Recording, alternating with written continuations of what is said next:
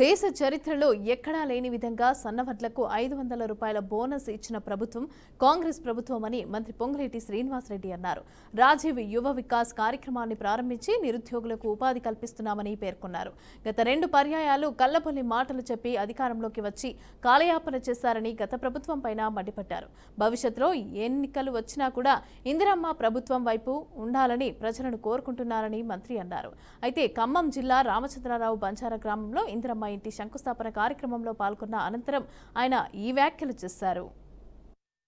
ఈ గడిచిన 15 నెలలలో మార్పు కావాలని, అది ఇందిరమ్మ రాజ్యంతోనే సాధ్యమని, మీ అందరి దీవెనలతో తెలంగాణ రాష్ట్రంలో ఇందిరమ్మ రాజ్యం వచ్చిన తర్వాత ధనిక తెలంగాణ రాష్ట్రాన్ని ఆనాటి పెద్దలు 8,19,000 కోట్ల అప్పు చేసిపోతే ప్రతి సంవత్సరం నెలకి 6,500 కోట్లు అప్పు మిత్తి కడుతూ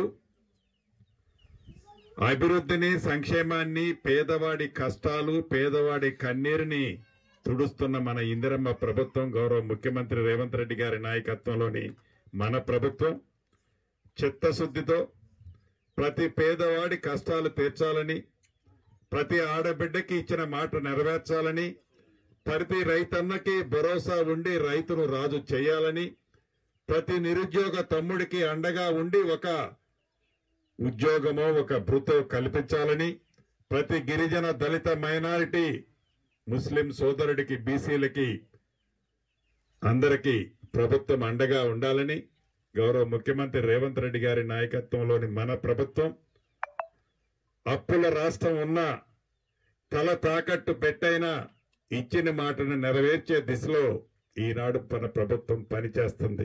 నిజం, ఏదైతే ఈనాడు ప్రతిపక్షం చెప్తుందో ఎన్నికల ముందు మీరు చేసిన వాగ్దానాలు నెరవేర్చలేదు అనే మాట అంతా నిజం కాదు, కానీ కొద్దిగా నిజమన్న మాట నిజం.